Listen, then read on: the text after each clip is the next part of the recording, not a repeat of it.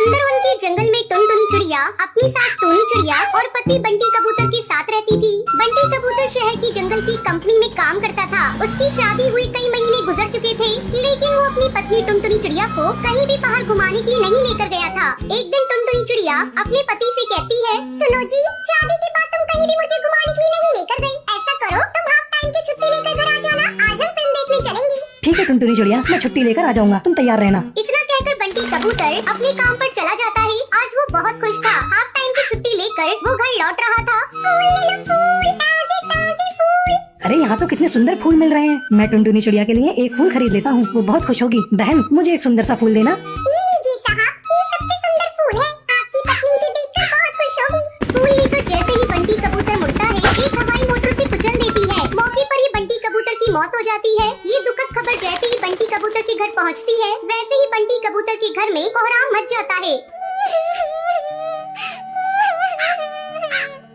हे भगवान, ये तूने क्या किया? मेरी खुशी तुमसे देखी नहीं गई। अब मैं जीकर क्या करूंगी? तो मुझे भी उठा ले भगवान, मुझे भी उठा ले। तभी उसकी सास टूनी चिड़िया वहाँ आती है। मनहूस, डायन, कुलक्षणी, तेरे ही कारण मेरे बेटे की मौत हुई है। अगर आज तू उससे फिल्म देखने की जाने की जिद नहीं करती, तो आज मेरा बेटा जिंदा होता। तूने मुझे बर्बाद कर दिया और अब तू भगवान के सामने बैठकर झूठे आंसू बहा रही है। चल तू निकल मेरे घर से। जब मेरा बेटा ही नहीं रहा, तो तू यहाँ रहकर क्या करेगी? माँ जी, इसमें मेरी क्या गलती है? मैंने कभी बंटी कबूतर का बुरा नहीं चाहा। मैं तो ये सब कभी अपने सपने में भी नहीं सोच सकती। मुझे आप घर से मत निकालिए। इस दुनिया में मेरा आपके सिवा कोई नहीं है। मैं कहाँ जाऊंगी? टुनटुनी चिड़िया फूट फूट कर रो रही थी। उसे रोता देख सुंदरी कौवी टूनी चिड़िया को समझाने लगी। अरे टूनी चिड़िया, अपनी बहू के साथ तू ये क्या कर रही है? इसे तू घर से बाहर क्यों निकाल रही है? बेचारी कहाँ जाएगी? ये कहीं भी जाए, मैंने इसका ठेका नहीं ले रखा है। अब मेरा बेटा ही नहीं रहा, तो इसका मुझसे कोई रिश्ता नहीं। टूनी चिड़िया किसी कीमत पर टुनटुनी चिड़िया को घर में रखने को तैयार नहीं थी। हार मानकर टुनटुनी चिड़िया वहाँ से चली जाती है। बहुत देर तक वो इधर उधर भटकती रहती है, फिर थक हार कर एक पेड़ की डाल पर बैठ जाती है। तभी वो देखती है कि कुछ पक्षी चूड़ियाँ बेचने के लिए जा रहे हैं। उन्हें देखकर टुनटुनी चिड़िया उनके पास जाती है। क्यों बहन, तुम्हें कोई चूड़ी चाहिए क्या? बोलो, कौन सी चूड़ी दे दूँ आपको? नहीं बहन, मुझे कोई चूड़ी नहीं चाहिए। मैं एक अनाथ विधवा बेसहारा चिड़िया हूँ और मैं भी तुम्हारी तरह चूड़ियाँ बेचना चाहती हूँ। क्या तुम मुझे भी चूड़ी बेचने का काम दिलवा सकती हो? हाँ हाँ बहन, क्यों नहीं। कल तुम मेरे साथ चलना, मैं तुम्हें चूड़ियाँ दिलवा दूंगी, फिर तुम उसे आराम से बेच सकती हो। अगले दिन से टुनटुनी चिड़िया चूड़ी बेचने का काम करने लगती है। वो घर घर जाकर चूड़ी बेचने का काम करने लगी। इस तरह कई दिन गुजर गए। एक दिन जब वो चूड़ी बेच रही थी, तब वो देखती है कि टूनी चिड़िया भीख मांग रही है। टुनटुनी चिड़िया जल्दी से टूनी चिड़िया के पास जाती है। माँ जी, आप ये क्या कर रही है? मेरे होते हुए आप भीख नहीं मांग सकती। मुझे माफ कर दे बहू, मैंने तेरे साथ बहुत बुरा किया। तेरे जाने के बाद मुझे अकेला पाकर कड़कनाथ सेठ ने घर पर कब्जा कर लिया। उठिए माँ जी, आज से आप मेरे साथ मेरे घोंसले में रहेंगी। मैं चूड़ियाँ बेचकर इतना पैसा कमा लेती हूँ कि आपका बोझ मैं उठा सकती हूँ। नहीं बहू, मैं तेरे साथ नहीं चल सकती। मैंने तेरे साथ बहुत अन्याय किया है। अब किस मुंह से तेरे घर चलूं? माँ जी, आप पिछली सारी बातों को भूल जाइए और मेरे साथ चलिए। टुनटुनी चिड़िया के बहुत बार कहने पर टूनी चिड़िया मान जाती है। फिर टुनटुनी उसे लेकर अपने घोंसले में आती है, रहने लगती है। बहुत समय पहले की बात है। एक घने जंगल में टुन्नू नाम का एक रईस चिड़ा रहा करता था। उसकी दो बेटियां थी, टुनटुनी और चिंकी। एक दिन वो अपनी दोनों बेटियों को अपने पास बुलाता है। मैं तुम दोनों से एक सवाल पूछना चाहता हूँ। सबसे पहले चिंकी, तुम बताओ, तुम किसके भाग्य से जीती हो? पिताजी, ये भी कोई पूछने की बात है? मैं आपकी ही भाग्य से जीती हूँ। खाना पीना कपड़े सब आपकी ही तो देन है। पता नहीं अगर आप मेरे पिता नहीं होते तो मेरा क्या होता? जमींदार कहता है। चिंकी, मैं तुम्हारे जवाब से बहुत खुश हुआ। मुझे पता था तुम्हारा जवाब यही होगा। फिर जमींदार अपनी छोटी बेटी टुनटुनी से पूछता है। टुनटुनी बेटा, अब तुम बताओ, तुम किसके भाग्य से जी रही हो? पिताजी, सभी अपने अपने भाग्य से जी रहे हैं। मैं भी अपने भाग्य से जी रही हूँ। मूर्ख लड़की, तू मेरा दिया खा रही है, मेरा दिया पहन रही है और कह रही है कि तू अपने भाग्य से जी रही है। निकल जा यहाँ से। आज के बाद इस घर में तेरी कोई जगह नहीं है। 4 दिन जब भूख प्यास से तड़पेगी, तब समझ जाएगी कि तू किसके भाग्य से जी रही है। ये कहकर जमींदार अपनी बेटी टुनटुनी को घर से बाहर निकाल देता है।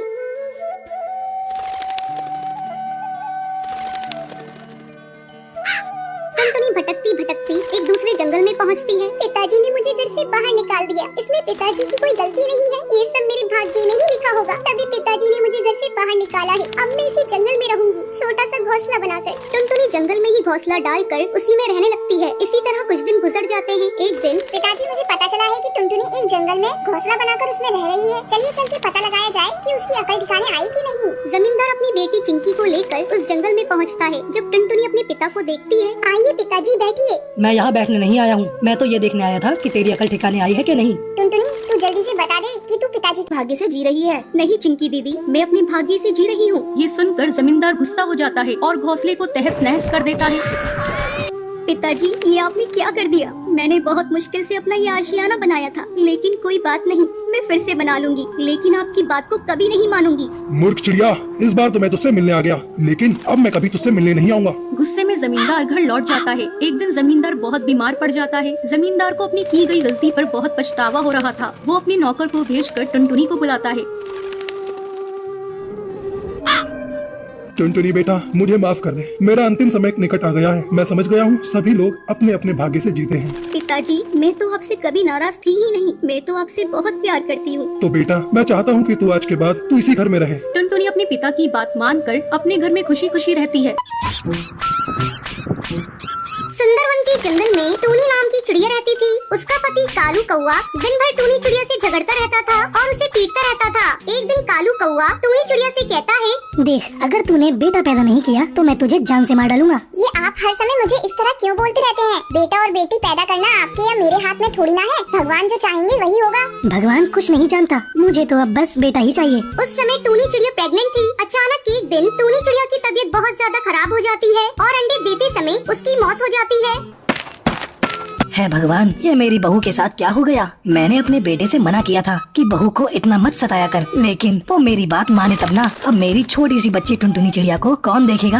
अरे पिताजी, तुम रो क्यों रहे हो? ये तो बहुत अच्छा हुआ कि रास्ते का कांटा कट गया। मैं कल दूसरी शादी करूंगा। अरे बेटा, ये तू कैसी बातें कर रहा है? तू बिल्कुल पागल हो गया है क्या? अभी तेरी पत्नी की अर्थी भी नहीं उठी और तू दूसरी शादी के लिए बात कर रहा है? तुझे शर्म आनी चाहिए। अगले दिन ही कालू कौआ सुंदरी नाम की कौवी से दूसरी शादी कर लेता है। कुछ दिन तो सब कुछ ठीक ठाक चलता है, लेकिन एक दिन सुंदरी कौवी टुनटुनी चिड़िया से कहती है, अरे ओ टुनटुनी चिड़िया, जब से मैं इस घर में शादी करके आई हूँ, तुझे देख रही हूँ, तू इस बॉल से कब से खेल रही है और घर का एक भी काम नहीं कर रही है। 15 दिन से मैं काम करके थक गई हूँ, लेकिन तू तो इस बॉल से दिन भर खेलती रहती है। मैं कह देती हूँ, आज के बाद तू इस घर का सारा काम करेगी, मैं एक भी काम नहीं करूँगी। इतना सब कहकर सुंदरी कौवी टुनटुनी चिड़िया को पीटने लगती है। माँ मत मारो मुझे मत मारो माँ, तुम जैसा कहोगी मैं वैसा करूँगी। माँ मुझे मत मारो।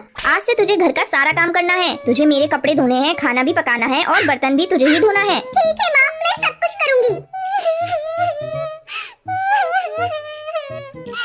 टुनटुनी चिड़िया की रोने की आवाज सुनकर कालू कौआ वहाँ पर आता है। तू इसे मार क्यों रही है? क्या हुआ मुझे बता। ए जी, कब से घर के सारे काम मैं ही कर रही हूँ और एक ये है कि बॉल के साथ लेकर कभी यहाँ जा रही है तो कभी वहाँ जा रही है। क्यों नहीं टुनटुनी, तू दिन भर बॉल से खेलती रहती है, तुझे और कोई काम नहीं है क्या? इतना कहकर कालू कौआ टुनटुनी चिड़िया को पीटने लगता है। मारो इसे और मारो। दिन भर काम करते करते मेरा हाथ दुख जाता है और ये बस खाने के समय पहुँच जाती है। शोर की आवाज सुनकर कड़कनाथ वहाँ आता है। अरे तुम दोनों इसे क्यों मार रहे हो? क्या किया इसने? मारे नहीं तो और क्या करें, दिन भर बस इधर उधर घूमती रहती है और घर का काम एक भी नहीं करती। सारा काम मुझे करना पड़ता है। पिताजी, तुम इन सब झमेले में मत पड़ो। आज से टुनटुनी चिड़िया घर का सारा काम करेगी। लेकिन बेटा, उसे पढ़ना लिखना भी तो है। जब घर का ही काम करेगी तो पढ़ेगी लिखेगी कब? चुप, बिल्कुल चुप पिताजी। अब से आप एक लफ्ज नहीं बोलेंगे। आज से इसकी पढ़ाई लिखाई सब बंद। ये घर के काम करेगी। अगर आपको इसका काम करना अच्छा नहीं लगता तो आप कोई दूसरा ठिकाना देख लीजिए। है भगवान, इस बिना माँ की बच्ची की रक्षा करना। एक दिन टुनटुनी चिड़िया को बहुत तेज बुखार आता है। वो बिना काम किए ही सो जाती है। जब सुंदरी कौवी टुनटुनी चिड़िया को लेटी हुई देखती है, तभी उससे कहती है, अरे तू यहाँ सोई है और घर के सारे काम कौन करेगा? तेरी मरी हुई माँ आकर करेगी। मेरी माँ का नाम क्यों ले रही हो? आज मेरी तबीयत बहुत खराब है, इसलिए मैंने कोई काम नहीं किया। आज काम आप ही कर लीजिए। मेरे सामने बहाना मत बना, चल उठ और जाकर सारा काम कर। तभी कालू कौआ ऑफिस से घर आता है। देखिए जी, आपकी बेटी बहाना करके यहाँ सोई हुई है और कह रही है कि इसकी तबीयत खराब है। आज तो इसने खाना ही नहीं बनाया, आपको भूखे ही रहना पड़ेगा। तेरी इतनी मजाल टुनटुनी चिड़िया। कालू कौवा टुनटुनी चिड़िया को झाड़ू से पीटने लगता है। तभी कड़कनाथ सेठ वहाँ आता है और कालू कौवे को जोर से थप्पड़ मारकर उससे कहता है, अरे तुझे शर्म आनी चाहिए। अपनी पत्नी के साथ मिलकर तू अपनी ही बेटी को मार रहा है। ये तो देख उसकी कितनी तबीयत खराब है। अब हम एक दिन भी यहाँ नहीं रहेंगे। मैं टुनटुनी को लेकर इस नर्क से जा रहा हूँ। कड़कनाथ सेठ टुनटुनी चिड़िया को नदी पार वाले जंगल ले जाता है और वहीं पर एक घोंसला बनाकर दादा पोती उसमें खुशी खुशी रहने लगते हैं। अगर आपको हमारे कार्टून वीडियो पसंद आते हैं तो प्लीज़ हमारे चैनल को सब्सक्राइब करें और शेयर करें। बहुत मेहनत लगती है हमको ये कार्टून बनाने में, इसलिए प्लीज़ सब्सक्राइब।